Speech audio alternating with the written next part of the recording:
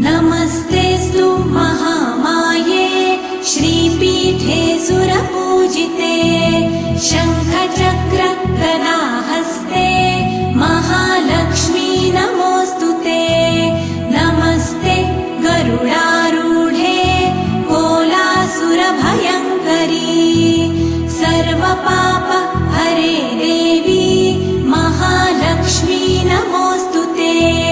महादेव्यै च विद्महे विष्णुपत्न्यै च धीमहि तन्नो लक्ष्मी प्रचोदयात्।